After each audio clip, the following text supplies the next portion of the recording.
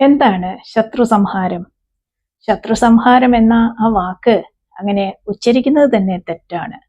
ശത്രുതാ സംഹാരം എന്ന് വേണമെങ്കിൽ ഒരുവിധം ശരിയായി പറയാം. ശത്രു സംഹാര പൂജ, ശത്രു സംഹാര പുഷ്പാഞ്ജലി എന്നൊക്കെ കേൾക്കുമ്പോൾ എന്തായിരിക്കും ആദ്യം നമ്മുടെ മനസ്സിൽ വരിക? നമ്മൾ മനസ്സിൽ ശത്രുവായി കരുതുന്ന ഒരാൾ, അല്ലെങ്കിൽ ഒന്നിലധികം ആളുകൾ, ഒന്നിലധികം ശത്രുക്കൾ, അവരെ ഇല്ലാതാക്കാനോ അവർക്ക് ദോഷം ചെയ്യാനോ വേണ്ടി കുറച്ച് പൈസ അല്ലെ വഴിപാടായിട്ടൊക്കെ കൊടുത്ത് കുറച്ച് ദ്രവ്യങ്ങൾ സർവേശ്വരന് മുമ്പിൽ സമർപ്പിച്ചാൽ നമുക്കായി ദൈവങ്ങൾ ആ കൊട്ടേഷൻ എടുക്കുകയാണ് എന്നാണോ നമ്മൾ വിചാരിച്ചു വെക്കേണ്ടത്?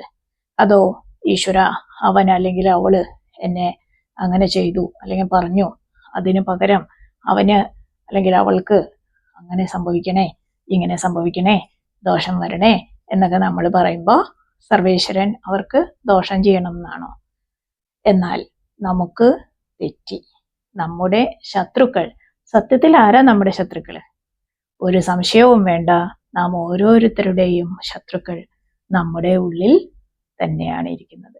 ക്ഷേത്രങ്ങളിൽ ചെന്ന് ശത്രു സംഹാര പൂജ എന്ന് ശബ്ദം താഴ്ത്തി മാത്രമേ നമ്മൾ പറയാറുള്ളൂ, അല്ലെ? ഉറക്കെ പറയാറില്ല. നമ്മൾ ആ സിനിമയിൽ കേട്ടിട്ടുണ്ട്, വലിയ വെടി ചെറിയ വെടി, അല്ലെ?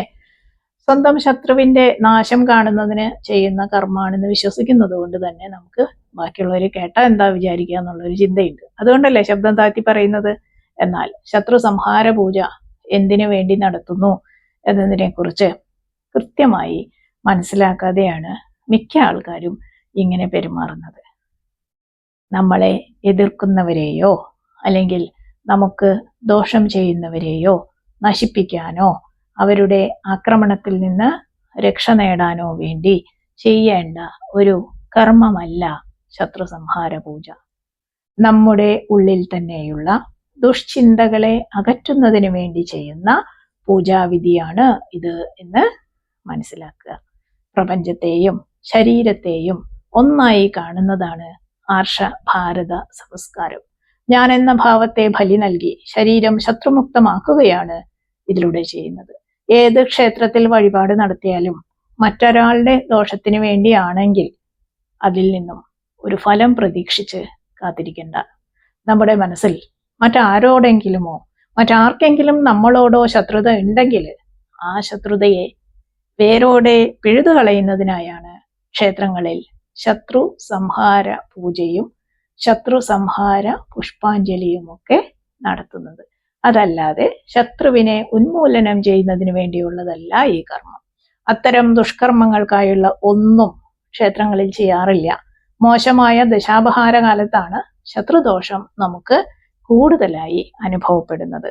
ശത്രു സംഹാര പൂജ എന്ന വിശ്വാസം ലക്ഷ്യം വെക്കുന്നത് ജാതിമതഭേദമന്യേ മനുഷ്യർക്ക് ശത്രുക്കളായ മനുഷ്യനെ നശിപ്പിക്കുന്ന 6 ശത്രുക്കളെ നമ്മിൽ നിന്ന് തുരത്താനുള്ള പ്രാർത്ഥനാപൂർണമായ വിശ്വാസമാണ്.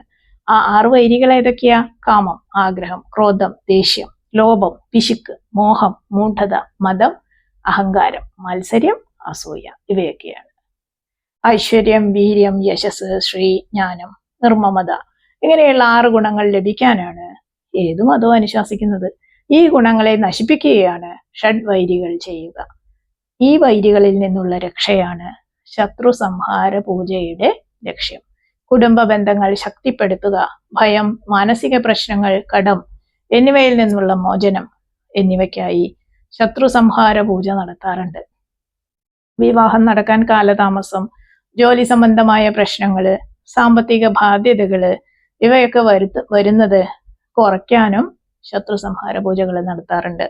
നീചമായ ചില ശക്തികൾ നമ്മുടെ മനസ്സിനെ കീഴടക്കാതെ നമ്മുടെ പ്രയത്നങ്ങൾക്ക് വിജയവും ശ്രേയസ്സും നൽകി ദേവീദേവന്മാർ, ദേവതകള് നമ്മെ സംരക്ഷിച്ച് മുന്നോട്ട് നയിക്കാൻ വേണ്ടിയിട്ടാണ്. അല്ലാതെ അടുത്ത വീട്ടിലെ ശത്രുവിനെ മുന്നിൽ കണ്ടാണ് നിങ്ങൾ ശത്രു സംഹാര പൂജ നടത്തുന്നതെങ്കിൽ നമ്മുടെ ഉള്ളിലുള്ള ശത്രു കൂടുതൽ അജയ്യനാവുകയേയുള്ളൂ.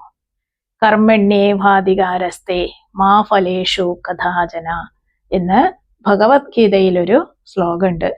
ഭഗവത്ഗീതയിൽ 2-ാം അധ്യായമായ സാഖ്യയോഗത്തിൽ 47-ാമത്തെ ശ്ലോകം എന്ന് വെച്ചാൽ, പ്രവൃത്തിയിൽ മാത്രമേ നിനക്ക് അധികാരമുള്ളൂ, ഒരിക്കലും ഫലത്തിലില്ല എന്ന്. ഫലേച്ഛയില്ലാതെ കർമ്മം ചെയ്യുക. ആത്മാർത്ഥമായി ചെയ്യുന്ന കർമ്മങ്ങൾക്ക് ഫലം ഈശ്വരൻ തന്നെ അറിഞ്ഞു തരും. അതുകൊണ്ട് മണി ഫസ്റ്റ് പണി നെക്സ്റ്റ് എന്നൊക്കെയുള്ള രീതി മാറ്റിയിട്ട് ഫസ്റ്റ് മണി നെക്സ്റ്റ് എന്ന രീതിയിലേക്ക് മാറാൻ ശ്രമിക്കുക. കഴിവതും ആർക്കും ദ്രോഹം ചെയ്യാതെയും ചിന്തിക്കാതെയും ജീവിക്കാൻ ശ്രമിക്കുക.